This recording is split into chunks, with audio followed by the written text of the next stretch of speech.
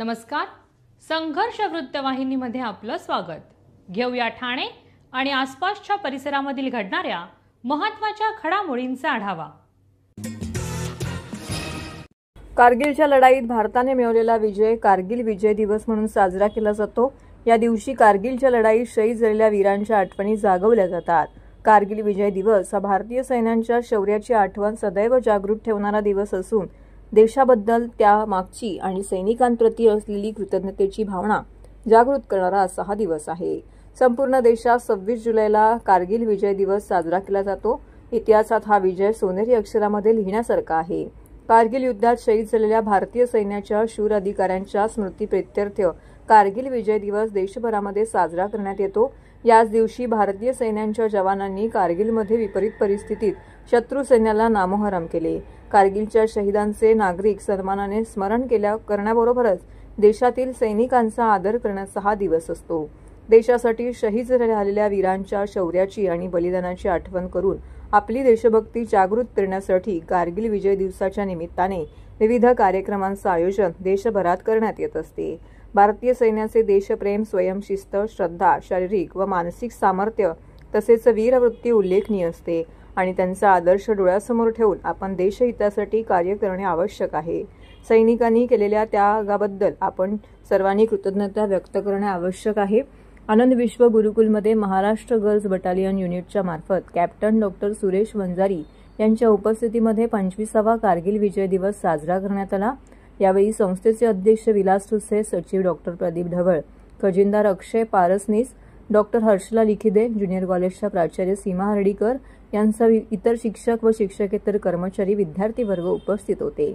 Captain Suresh Vanjari यांनी विद्यार्थ्यांना मार्गदर्शन केले. कारगिल युद्ध आणि त्या युद्धातील प्रसंग मांडत असताना आपल्याला देशातील सैन्याचा अभिमान वाटला. सगळेच भारावून गेले होते. ते आपल्या मनोगतामध्ये असंही म्हणाले की कारगिल विजय दिवस हा देशासाठी अभिमानाचा दिवस असून या युद्धामध्ये शहीद झालेल्या तसेच उल्लेखनीय कामगिरी करणाऱ्या जवानांप्रती समाज आणि शासन कृतज्ञ राहील. कारगिल युद्धात बलिदान देणाऱ्या सैनिकांप्रती कृतज्ञता व्यक्त करतानाच त्यांच्या शौर्याचे स्मरण करण्यासाठी 26 जुलै हा कारगिल विजय दिवस म्हणून साजरा करण्याचा उपक्रम महत्त्वपूर्ण आहे.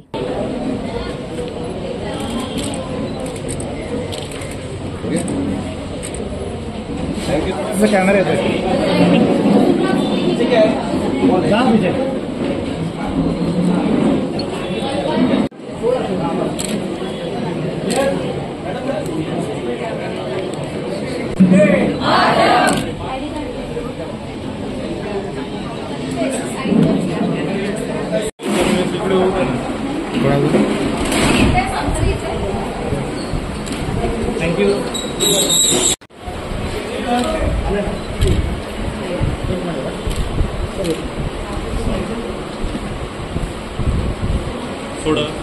आज जवळजवळ 25 वर्ष कारगिल युद्धाला झाली आणि यानिमित्त आनंद विश्व गुरुकुलमध्ये कॅप्टन वंजारी सरांचं मार्गदर्शन आम्ही इथे ठेवलेलं होतं. कारगिल युद्ध तर आपल्याला सगळ्यांना माहितीच आहे, पण वंजारी सरांसारखं एक व्यक्तिमत्व की ज्याने सैनिकी प्रशिक्षण घेण्यासाठी म्हणून विद्यार्थ्यांना सतत मार्गदर्शन करत आलेले आहेत. एक शिक्षण तज्ज्ञ म्हणून वंजारी सरांचं हे आजचं मार्गदर्शन आजच्या तरुण पिढीला नक्कीच त्याचा फायदा होईल असं मला वाटतं.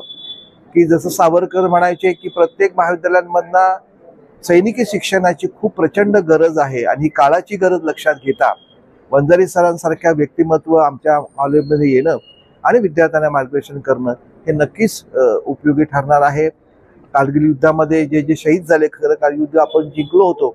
आपल्याला सगळं अनएक्सपेक्टेड एक वेगळा धक्का झाला होता, पण ज्या जिद्दीने हे युद्ध सगळं जिंकलं गेलं आणि त्या युद्धामध्ये जे शहीद झाले त्या सगळ्या जवानांची आज आठवण येते. सगळ्यांना ते होते. देशाचे पंतप्रधान स्वतःही आज तिकडे गेलेले आहेत.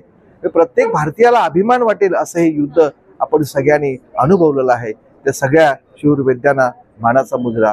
Actually, basically 71 war. I was not that. Just before that, I was retired. बाहेर आलो होतो मी. पण जगामध्ये आपण पाहतो बरीच राष्ट्र, अमेरिका घ्या, रशिया घ्या, they were the considered the super power after the Second World War. पण hats off to this Indira Gandhi Prime Minister who fought the war. That is a decisive battle. Decisive war होतं ते. म्हणजे fight करून आणि 15 दिवसात राष्ट्र दुभागून east Pakistan आणि waste Pakistan केलं. त्यामुळे ते सुद्धा एक इंदिरा गांधी या बाबतीत अतिशय मोठं धाडस आणि अतिशय मोठे कर्तृत्ववान असं समजलं जातं. स्टुडंट्स करता हे करिअर आहे डिफेन्स सर्व्हिसेस ऑफिसर बनणं किंवा ज्या मुलांनी शिक्षण झालं तर जवान बनणं. आज त्यांना पगार उत्तम झाले.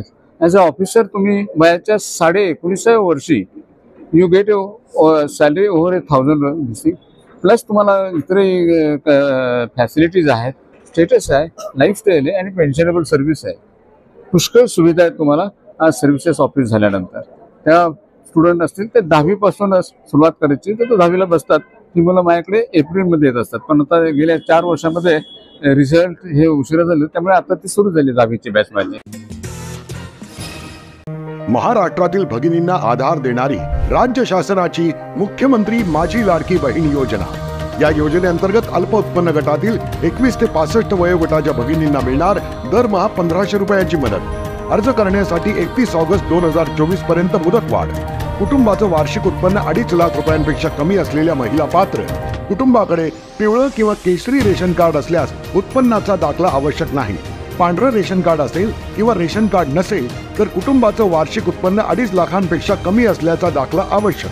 योजनेसाठीचा ऑनलाईन अर्ज नारी शक्ती दूत ॲपवरून किंवा पोर्टलवर भरता येईल.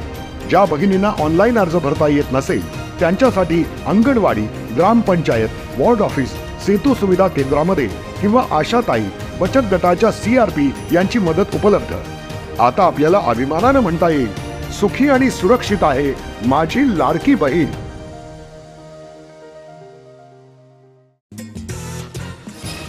ठाण्यात पावसामुळे पोलीस भरती पुढे ढकलली. पोलीस शिपाई संवर्गातील 666 तर चालक पोलीस शिपाई संवर्गातील 20 रिक्त पदांसाठी भरती प्रक्रिया राबवण्यात येत आहे.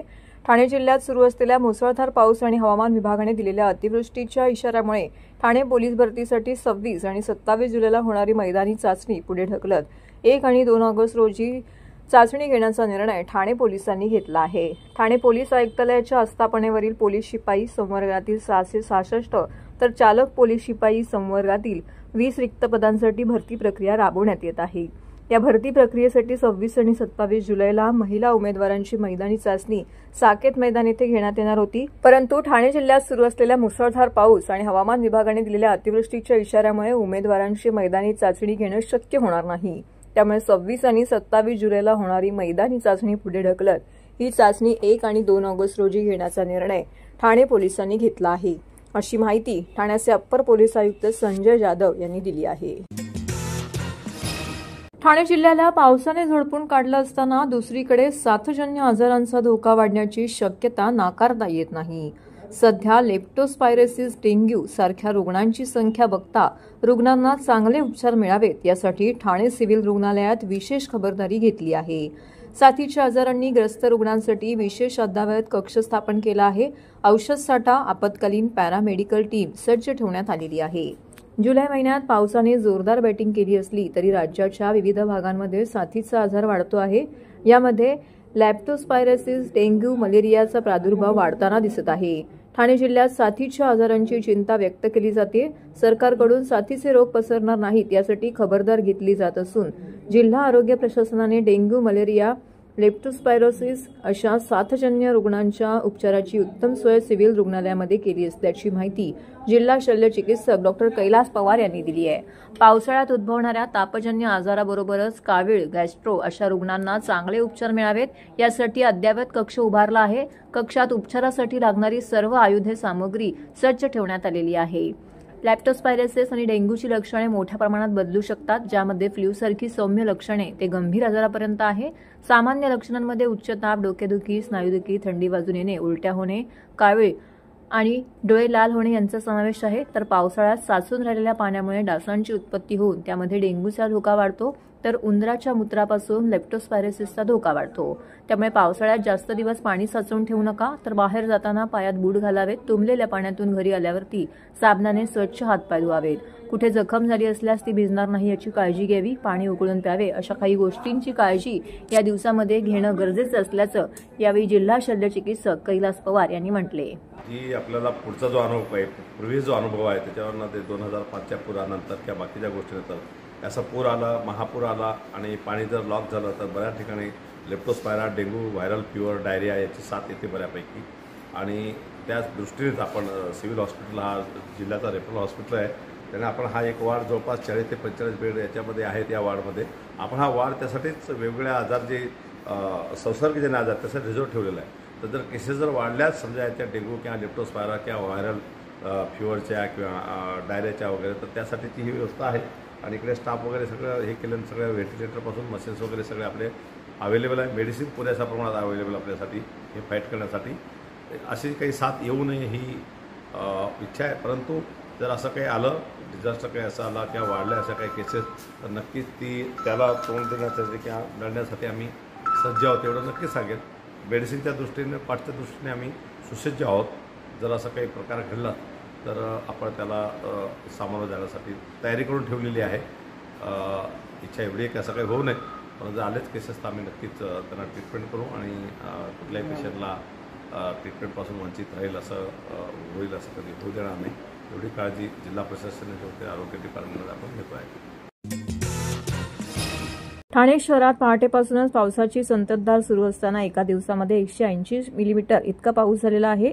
तसेच हवामान खात्याने रेड अलर्ट जाहीर केला होता. त्यानुसार पूर्वतयारी म्हणून आपत्कालीन यंत्रणा कोणत्याही परिस्थितीचा सामना करण्यासाठी सज्ज ठेवण्यात आलेली आहे. या बैठकीदरम्यान अतिवृष्टीच्या पार्श्वभूमीवरती महापालिका आयुक्त सौरभ राव यांनी ठाणे महानगरपालिकेतील आपत्कालीन कक्षास भेट देऊन दिवसभरातील परिस्थितीचा आढावा घेतला. तसेच उद्या देखील मोठी भरती असल्याने महापालिका हद्दीतील सर्व शाळांना सुट्टी जाहीर करण्याचे आदेश आयुक्तांनी संबंधितांना दिले. यावेळी अतिरिक्त आयुक्त 2 प्रशांत रोडे, उपायुक्त जी गोदेपुरे, सचिन पवार, अतिरिक्त त्याचबरोबर आपत्ती व्यवस्थापन अधिकारी YM तडवी उपस्थित होते. शुक्रवारी देखील मोठी भरती असून रेड अलर्ट जाहीर केला असल्याने महापालिका हद्दीतील सर्व शाळांना सुट्टी जाहीर करण्यात आली. तसेच नागरिकांकडून आपत्ती व्यवस्थापन कक्षास प्राप्त होणाऱ्या तक्रारींचे तातडीने निराकरण करण्याच्या दृष्टीने प्रभाग समितीनिहाय यंत्रणा सज्ज ठेवण्यात आली आहे. तसेच शहरातील सखल भागात पाण्याचा निचरा होण्याच्या दृष्टिकोनातून पंप बसवण्यात आले असून पुरेसे मनुष्यबळ व आवश्यक साहित्य उपलब्ध करून देण्यात आले असल्याचेही आयुक्तांनी यावेळी सांगितले. ठाणे महानगरपालिका क्षेत्रात साधारणतः सरासरी 3500 mm पाऊस पडतो. त्यापैकी 1 जूनपासून आता 24 जुलैपर्यंत जवळपास 2000 mm पेक्षा जास्त पाऊस पडला आहे. काल एका दिवशी 180 mm पाऊस पडला. आज सकाळपासून सुद्धा ऑरेंज अलर्ट नंतर रेड अलर्ट याची घोषणा IMDने केली होती. त्याच्यासोबतच हाय टाईडचा दिवससुद्धा आज आहे. उद्याही हाय टाईड आहे आणि ऑरेंज अलर्ट आहे. याच्या अनुषंगाने आपण शाळांमध्ये सुट्टी डिक्लेअर केली आहे. तसेच प्रशासनाची पूर्ण यंत्रणा पूर्णतः सज्ज आहे. आमचे सर्व अधिकारी फील्डवर आहे. प्रत्येक सखल भाग जे आपले कॉर्पोरेशन एरियामध्ये आयडेंटिफाईड आहे तिथे आपण हेवी ड्युटी आपली पंपिंग मशिनरी तिथे डिप्लॉय केली आहे. तसेच तिथे आपण आवश्यक संख्येमध्ये मनुष्यबळसुद्धा डिप्लॉय केलं आहे. आपले कर्मचाऱ्यांकडे तिथे मेगाफोन, टॉर्च, टोरी तसेच लाईफ बॉय आपण तिथे उपलब्ध करून दिला आहे. आपली जे हंटिंग लाईन्स आहेत 20पेक्षा जास्त ते सतत चालू आहे आणि एखाद्या ठिकाणी पाणी साचल्यामुळे किंवा एखादा झाडाझुडपी पडल्यामुळे जे काही तक्रार येते त्याचासुद्धा आपण रिस्पॉन्स अत्यंत क्विकली करण्याचा प्रयत्न करत आहोत. तर हे होतं संघर्ष वृत्तवाहिनीचं आजचं बातमीपत्र. उद्या पुन्हा भेटू याच वेळी याच ठिकाणी ताज्या घडामोडींसह. तोपर्यंत नमस्कार.